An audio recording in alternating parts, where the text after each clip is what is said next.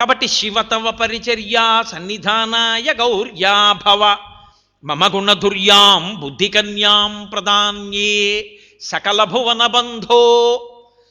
ఎంత మంచి పిల్లాడైనా, ఎంత బాగా చదువుకున్నవాడైనా, ఎంత మంచి ఉద్యోగం చేస్తున్నా, ఇప్పుడు ఎంత మంచిగా కనపడ్డా ఏమో రేపు పొద్దున్న ఎప్పుడైనా పెంకితనానికి పోయాడు అనుకోండి, ఏదో కోపం వచ్చి ఎన్ని మాటలు పిలిచినా నేను రాను మామయ్య గారండి అంటాడు. అది ఏమయ్యా నీకు ఎందుకు కోపం వచ్చిందయ్యా అని పెడితే కనపడ్డాం. క్యాంప్ వెళ్ళిపోయారండి, మీరు వస్తున్నారని తెలిసి నాన్నగారండి నన్ను బాగా చూసుకుంటారు ఏమిటో మీతో మాట్లాడు. ఇప్పుడు ఏం చేయాలి మామగారు? బియ్యంకుడికి వెళ్ళి చెప్పాలి, ఏమిటా పుత్రపంచకంలో ఒకడు ఏమిటి అల్లుడు కనపడటం ఏమిటి అసలు నాతోటి, ఏమిటి ఇయ్యాలనేమిటి అంటే ఏరా తప్పు కదూ, నేను ఎలాంటి వాడినో మామగారు అలాంటి వాడు. ఏదైనా తప్పు నీ మనసు కష్టం కలిగితే మామగారండి ఇలా ఇబ్బంది పడ్డానని చెప్పాలి, కానీ మామగారితో మానేయడం ఏమిట్రా అని చెప్పడానికి ఓ వియ్యంకుడు ఉండాలి, ఆ వియ్యంకుడికి అన్నగారులు ఉండాలి, వీడు వాళ్ళ మాట వినే పెదనాన్నగారులు ఉండాలి, పిన్నాన్నగారులు ఉండాలి, ఆయనకో పిన్నమ్మలు ఉండాలి, పెద్దమ్మలు ఉండాలి, అన్నదమ్ములు ఉండాలి, అక్క చెల్లెళ్ళు ఉండాలి. అప్పుడు చక్కగా అల్లుడి ఇంట్లో అల్లుడికి ఒక కొడుకు పుట్టి మనవడికి బాలసార జరుగుతుందంటే అంతమంది అక్క చెల్లెళ్ళు అన్నదమ్ములు ఇంతమంది వచ్చారనుకోండి, ఓ మా అల్లుడి బంధుబలం అండి అని పొంగిపోతాడు మామగారు. అంత బంధుబలం ఉన్నవాడికి పిల్లనిస్తారు, కానీ ఒంటికాయ సొంటి కొమ్ముకి ఎవరిస్తారు? మా అమ్మ నాన్నగారు ఎవరో కూడా నాకే తెలియదండి అని దిక్కుమాల శుభలో ఒకటి వేసుకుంటూ ఉంటాడు. I request you to attend my marriage. ఏదో గాలికి ధూళికి పుట్టినవాడు, వీడికి ఎవరికి తల్లిదండ్రులు లేనట్టు. వాళ్ళేడు తల్లిదండ్రులు వేస్తారా, వీడేసుకుంటాడు శుభలేఖ. అలా కానివాడు లోకమంతా తన బంధువులుగా కలిగినవాడు.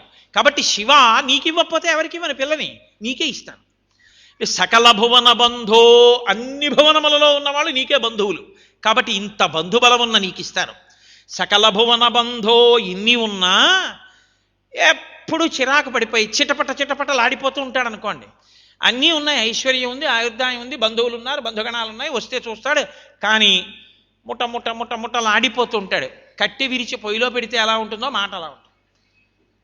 ఏం చెప్పపోయారా, కారు పంపించింది కదా స్టేషన్కి అంటాడు.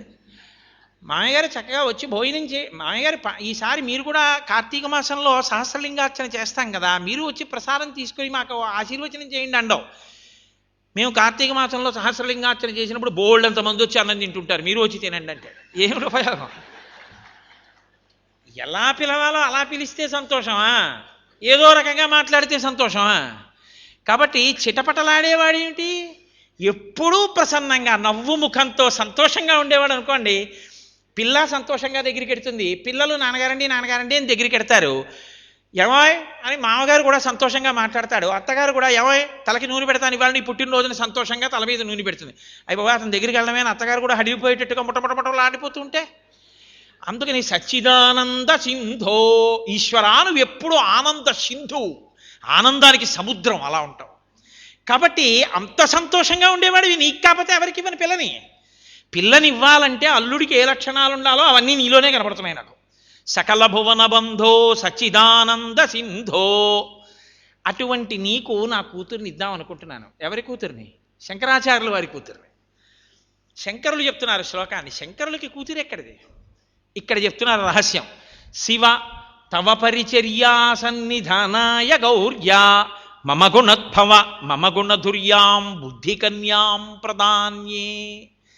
నాకు బుద్ధి అన్నది ఉంది చూసావా, అదే నా కూతురు. నా బుద్ధి ఇంకోళ్ళని పట్టుకుంటే ఏమొస్తుంది? నా బుద్ధి కూతురు ఎప్పుడు ఎవరికిచ్చి తండ్రి పెళ్లి చేశాడో వారిని అనుగమించాలి. నా బుద్ధిని నీకిచ్చి పెళ్లి చేసేస్తాడు, ఎప్పుడు నిన్ను పట్టుకుని ఉంటుంది. అది శంకరాచార్యుల వారి యొక్క తాత్విక రహస్యం. నా బుద్ధి నిన్నే పట్టుకోవాలని చెప్పడం. కాబట్టి శంకరా నీకిచ్చి పెళ్లి చేసేస్తాను. పార్వతీదేవి ఎలా ఒప్పుకుంటుందయా? ఆవిడ ఒప్పుకుంటుందా సవతిని తెస్తానంటే? ఇంత సౌందర్యలహరి చేశావే, ఇన్ని చేసి శంకరా నాకు సవతిని తీసుకొస్తావా అని అమ్మవారు ఇలా చూడదు, కళ్ళు బాగా విప్పి ఏమిటి శంకరా నువ్వు కూడా ఇలా మాట్లాడుతున్నావు అందు. అందుకని శంకరుల తత్వం చూడండి. ఆయన అన్నారు, నీకు పిల్లనిస్తానన్నాను కానీ కాపరం చేయడానికి ఇస్తానం లేదు. నా పిల్ల ఎందుకు వస్తుందో తెలుసా? శివతవ పరిచర్యా సన్నిధానాయ గౌర్యా. నువ్వు గౌరీదేవితో గౌర్యా, నిన్న మీకు చెప్పానే, ఆవిడ కించిత్ కూడా శివుడి నుంచి ఎడబాటను ఒప్పుకోదు. మా అమ్మాయి మీ ఇద్దరి మధ్యలోకి వచ్చి కూర్చోవడమో, నీకు మళ్ళీ ఇటు పక్కన కూర్చోవడమో, పార్వతీదేవిని కొంచెం జరగమండమో అలా ఏమందావిడే. మీ ఇద్దరూ కలిసి కూర్చుంటే పార్వతీ సహితుడమైన నిన్ను సేవిస్తుంది, సాంబ సదాశివుణ్ణి సేవిస్తూ ఉంటుంది. నా కూతుర్ని నీకు ఇచ్చేది సేవించడానికే, పార్వతీదేవి స్థానాన్ని భర్తీ చేయడానికో పోటీకో కాదు. కాబట్టి మీ ఇద్దరినీ సేవిస్తుంది. ఆవిడ్ని సేవించనందో, ఎందుకంటే పరమేశ్వరుడి దగ్గర ఉన్న భక్తుల్లో అఘాయిత్యం భక్తులు కొంతమంది ఉన్నారు. భృంగి ఒక ఆయన ఉన్నాడు. ఆయన ఏమిటో తెలుసా అండి, ఆడ గాలి అంటే ఆయనకి పడదు. ఆయన అమ్మవారికి నమస్కారం పెట్టాడు, ఒక్క పరమశివుడికే నమస్కారం పెడతాడు. ఏమాయ్ రా అంటే ఇటు నించుంటాడు. పార్వతీదేవి భృంగి కొంచెం ఆ పుస్తకం పట్టరా అంటే విననట్టు నించుంటాడు. భృంగి అన్న ఇలా తిరగడం. ఆవిడకి ఒళ్ళు మండిపోయింది ఒకసారి. ఏంటండి ఎప్పుడు మీ పక్కకి నించుంటాడు, ఇద్దరం కూర్చుంటాడు, మీ కాళ్ళకి దండం పెట్టి వెళ్ళిపోతాడు ఏమిటండి, ఏం చేస్తాడో చూస్తాను, ఈ మాట రానివ్వండి అండి. వచ్చాడు ఆయన. ఆవిడ చక్మని అర్ధనారీశ్వర స్వరూపంగా శివుడి సగభాగంలోకి వెళ్ళిపోయాడు. ఇప్పుడు ప్రదక్షిణం చేస్తాడు ఆయన రాగానే. ప్రదక్షిణం చేద్దామని తిరుగుదామంటే ఓ పక్క పార్వతీదేవి ఉంది, ఆయన ప్రదక్షిణం చేయడు. ఎలా? ఇద్దరి మధ్యలోంచి తిరిగేవాడు ఆయన. ఇప్పుడు ఆవిడ అర్ధనారీశ్వరుడిగా కూర్చుంది, ఎలా? ఆయన ఏం చేశాడంటే వెంటనే, అందుకే శంకరాచార్యులు భృంగీఛానటనోత్కట కరిమదగ్రాహీ స్ఫురన్మాధవాహ్లాదో నాదయుతో మహాసితవపు పంచేషు నాచాధృత సత్పక్ష సుమనో వనేషు నపునః సాక్షాన్ మదీయే మనో రాజీవే భ్రమరాధిపో విహరతాం శ్రీశైలవాసీ విభు అని పక్కన 51వ శ్లోకంలో మళ్ళీ శ్రీశైలం గురించి మాట్లాడారు, భృంగి గురించి. ఆ భృంగి కందిరీగైపోయి పార్వతీ పరమేశ్వరుల మధ్యలో కన్నం పెట్టి తొలిచేసి ఆ కన్నంలోంచి ప్రదక్షిణం చేశాడు. ఆ భృంగి 3 కాళ్ళతో ఉంటాడు. మీకు భృంగిని చూడాలనిపిస్తే ఒక్క కంచిలోనే చూడగలరు. ఆ భృంగి ఉద్ధతి చూసి అమ్మవారంది, ఏమిటండి వీడు అఘాయిచ్చేవారు, పోన్లే ఏదో పార్వతి నన్ను సేవిస్తే నిన్ను సేవించినట్టు కాదా, ఊరుకో. అది వాళ్ళిద్దరి యొక్క ఆదిదంపతుల తత్వం. వాళ్ళిద్దరు అలా సర్దుకుపోతారంతే. కాబట్టి ఆ భృంగి 3 కాళ్ళతో కంచిలో ఏకాంబరేశ్వరుని యొక్క దేవాలయం బయట మంటపంలో ఉంటాడు. మీరు ఎప్పుడైనా కంచెడితే చూడండి. పరమేశ్వరుడు ఆయన కోసమని పల్లకీలో అక్కడికి ఎడతాడు భృంగి మంటపానికి. వెళ్ళి సేవ తీసుకుని మళ్ళీ వెనక్కి ఎడుతూ ఉంటాడు. కంచి ఒక్కచోటే మీరు భృంగిని చూడాలంటే అవకాశం, 3 కాళ్ళతో నిలబడి ఉంటాడు. కాబట్టి ఈశ్వర, మీకు నేను పిల్లనిచ్చేది పార్వతీదేవికి సమతిగా వెళ్ళడానికి కాదు, మీ ఇద్దరిని కలిపి సేవిస్తుంది నా బుద్ధి అనే పిల్ల. కాబట్టి మమ గుణధుర్యాం బుద్ధి కన్యాం ప్రదాన్యే, సకల గుణములు కలిగినది నా పిల్ల, నా బుద్ధి, దాన్ని నీకు ఇచ్చేస్తాను, మీ ఇద్దరి సేవ చేసుకుంటుంది. కానీ శంకరా, పిల్లని నీకు ఇస్తాను, మీ ఇద్దరిని సేవిస్తుంది. పార్వతీదేవికి సమతి అవ్వాలన్న కోరిక కాదు, ఎందుకని ఇచ్చేది బుద్ధిని, నిజంగా ఆడపిల్లని కాదుగా, బుద్ధిని నీకు ఇచ్చేస్తాను. కానీ ఒక్క కోరిక, అదొక్కటి మీరు తీర్చాలి. ఏమి శంకరా, అభ్యంతరం ఏమిటి? ఏ భార్య అంటున్నావు కానీ పార్వతీదేవిలా కూర్చోదు, బుద్ధినేగా నాకు ఇచ్చేద్దాం అనుకుంటున్నావు, ఇచ్చేసేయి. ఇచ్చేస్తే హాయిగా నీ బుద్ధిని నేను పుచ్చుకుంటానంటే ఆయన బుద్ధి ఎప్పుడు శివుడి దగ్గర ఉంటుంది. కానీ శంకర, ఒక్కటే కోరిక, మీరు ఇల్లరికం రావాలి. మీరు పార్వతీ సహితుడై ఇల్లరికం వచ్చేయండి, ఒక్కడిని రమ్మని నేను అడగను. మీరు పార్వతీ సహితుడై వచ్చి సదయ హృదయగేహే సర్వదా సంవసత్వం. నా పిల్లకున్న బలహీనత ఏమిటంటే నన్ను వదిలి వెళ్ళలేదు నా బుద్ధి నా దగ్గరే ఉంటానంటుంది. అందుకని మీరే వచ్చి ఇక్కడ కూర్చున్నారనుకోండి పార్వతీ సహితులై, ఇక్కడే సేవ చేస్తుంటుంది. అందుకని అదొక్కటి ఉపకారం చేయండి, ఇల్లరికానికి వచ్చేయండి, మీరు వచ్చి ఇక్కడ కూర్చోండి, నా పిల్లని ఇచ్చేస్తాను. ఎవరైనా ఇంత చమత్కారంగా పరమేశ్వరుడికి పిల్లనిస్తానని ఒక సన్యాసి బుద్ధి కన్యాం ప్రదాన్యే అంటూ అల్లుణ్ణి చూసుకునేవాడు ఏ గుణాలు చూసుకోవాలో ఆ గుణాలు పలికే నామాలతో శివుణ్ణి పిలుస్తూ శ్లోకం చేయడం అంటే అనితర సాధ్యం. చిన్న శ్లోకంలో ఇంత అందమైన భావాన్ని నిక్షిప్తం చేయడం ఒక్క మన శంకర భగవత్పాదులకే చెంది. కాబట్టి శివ తవ పరిచర్యా సన్నిధానాయ గౌర్యా మమ గుణధుర్యాం బుద్ధి కన్యాం ప్రదాన్యే భవ సకల భువన బంధో సచ్చిదానంద సింధో సదయ హృదయ గేహే సర్వదా సంవసత్వం. శంకర భగవత్పాదులు ఈ మాట చెప్పి పూర్తి చేసేస్తాను. ఒక మాట అంటారు, పరమశివుడికి ఉన్న లక్షణం ఏమిటో తెలుసా అండి? రహసి స్వతంత్ర బుద్ధ్యా వరివసితుం. ఈశ్వర, మిమ్మల్ని బహిరంగంగానూ పూజ చేయొచ్చు, ఆంతరముగానూ పూజ చేయొచ్చు. అందుకని కదా లోపలికి వచ్చి కూర్చోమంటున్నారు. సార్వభౌముడు మీకు లొంగిపోయాడు అనుకోండి, ఇప్పుడు సార్వభౌముడిని మీరు ఏ కోరికైనా కోరచ్చు. అయ్యా నాకు అగ్రహారం ఇవ్వండి అని అడగచ్చు. ఆయన ప్రీతి చెంది ఇవ్వక్కర్లేదు, ఆయన మీకు లొంగిపోయాడు, అంత వశుడైపోయాడు, మీరంటే అంత ఇష్టం. ఇప్పుడు ఆయన్ని మీరు స్వతంత్రంగా ఆయన దగ్గరికి వెళ్ళిపోయి ఏదైనా అడిగేయచ్చు. కాదు, ఎంత ప్రీతి చెందిపోతాడంటే ఆయనే వంగి మీ దగ్గర కూర్చుంటాడు.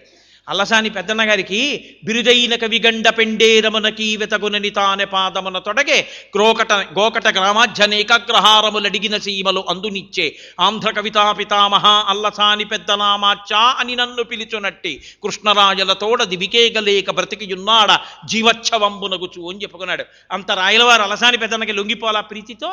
ఎదురైన చోతన మదకరీంద్రము డిగ్గి కేలూతనసగి ఎక్కించుకునియే మనుచరిత్రం వందుకొను వేళ పురమేక పల్లకి తనకేల పట్టి ఎత్తే బిరుదైన కవి గండ పెండేరమునకీ వెతగునని తానే పాదమున తొడగే గోకట గ్రామాధ్యనేకగ్రహారములడిగిన సీమలు అందునిచ్చే ప్రభువు వశుడైతే ఎన్ని కోర్కెలైనా తీర్చేస్తాడు. అరహసి రహసి స్వతంత్ర బుద్ధ్యా వరి వసితుం. ఈశ్వరా, మీరు బహిరంగంగానూ పూజింపబడతారు, ఆంతరమునందు పూజింపబడతారు. మీరు శివుణ్ణి బయట శివాలయంలోనూ శివమూర్తిగా శివలింగంగానే అక్కర్లేదు, ఇక్కడే ప్రాణ అపాన వ్యాన ఉదాన సమాన నాగ కూర్మ కృకర ధనంజిగ దేవదత్తములనేటటువంటి 10 వాయువుల రూపంలో ఉన్న పరమేశ్వరుడిగా ఆయన్ని పూజ చేయొచ్చు. ఇక్కడే 8 రూపాల్లో భోరంభంచనలో నిలోంబర మహార్నాదో హిమాంసు పుమాన్ ఇత్యాభాతి చరాచరాత్మకమిదం యస్యైవ మూర్త్యస్తకం నాణ్యకించన విద్యతే విమృశతాం యస్మాత్ పరస్మాత్ విభో తస్మై శ్రీగురుమూర్తయే నమ ఇదం శ్రీ దక్షిణామూర్తయే. కంచిలో పృథివీలింగం, జంబుకేశ్వరంలో జలలింగం, అరుణాచలంలో అగ్నిలింగం, చిదంబరంలో ఆకాశలింగం, శ్రీకాళహస్తిలో వాయులింగం, కోణార్కలో సూర్యలింగం, సీతాగుండంలో చంద్రలింగం, ఖాట్మండులో యజమానులింగం, 8 ఆయన. కాబట్టి సూర్యుడిని చూస్తావా శివుడే, చంద్రుడిని చూస్తావా శివుడే, భూమిని చూస్తావా శివుడే, అగ్నిని చూస్తావా శివుడే, వాయువా శివుడే, ఏది చూడు శివుడే, ఆకాశమా శివుడే, శివుడు కానిదేది. కాబట్టి ఆ భావనతో నువ్వు చూడగలిగితే లోపల చూసి సంతోషించవచ్చు. బయట చూడాలనుకుంటున్నావా, ఆలయంలోకి వెళ్ళి శివమూర్తిని చూసి నమస్కారం చేయొచ్చు. నువ్వు ఎలా పూజ చేద్దామన్నా అలా నీకు దొరికేటటువంటి వాడు. దొరకడం కాదు, నీవు ఆయన పట్ల స్వతంత్రుడమైపోయి ఆయన్ని తెచ్చుకుని అలా అర్చిస్తే ఆయన నీకు ఏదైనా ఇస్తాడు. అగణిత ఫలదాయక ప్రభుర్మే జగదధికో హృది రాజశేఖరోస్తి అంటారు. నాకు ఇంక భయం ఎక్కడుంది, ఇక్కడ కూర్చునున్నాడు నా తండ్రి, ఇక్కడే ఉండగా నాకు భయం ఏమిటి, బయట లోపల ఎలా అయినా పూజ చేస్తాను. అందుకే నన్ను ఎవరో ఒక తల్లి అడిగారు, అదొక్కసారి చెప్పరా అన్నారు. అమ్మా నేను ఇప్పుడు జరిగిందో నాకు జ్ఞాపకమా, అన్నీ ఎప్పుడో ఏదో చెప్తుంటాను కానీ నాకు జ్ఞాపకంలో ఉంటాయా తల్లి అన్నాను. ఓ ప్రయత్నం చేయండి అన్నారు ఆవిడ. పూర్వం శ్రీశైలం వెడుతున్నామన్న భావనతో చదువుతుండేవారు కొంతమంది, రగడ అని శ్రీశైలం వెడుతున్నామని. నిజంగా వాళ్ళు ఎలా చదివేవారో తెలుసా అండి, నాకు పూర్తిగా జ్ఞాపకంలో ఉందో లేదో నాకే నమ్మకం లేదు, కానీ వాళ్ళు తమ భాషలో అలా మానసికంగా వెళ్ళిపోయేవారు. శ్రీశైలం శ్రీరంజంబుగ శ్రీగిరి యాత్రకు కూరిమి సతితో కూడినడచితిని పల్లెలు పురములు పట్టణంబులు అడవులు దాటితి కొండలు దాటితి పేటలు దాటితి అడుగులు దాటితి అన్నీ దాటితి కంటిని శ్రీగిరి కన్నుల నిండా వింటిని మహిమలు వీనుల నిండా ఆ మహిమలు నేనేమని చెప్పుదు దారుని లోపల ధౌతాచలమది మేరుని కంటెను మిక్కుటమైనది బ్రహ్మ నిర్మల బహిశృంగంబులు వాటమైన పూతోటలు మిక్కిలి మాటలు నేర్చిన మంచి మృగంబులు తెరపిలేని బహు దేవాలయములు కామధేనువులు కల్పవృక్షములు అమృతగుండంబులు క్షేమకరంబకు చింతామణులు తెరపిలేని బహు దేవాలయములు సంతతలింగార్చనగల శైవులు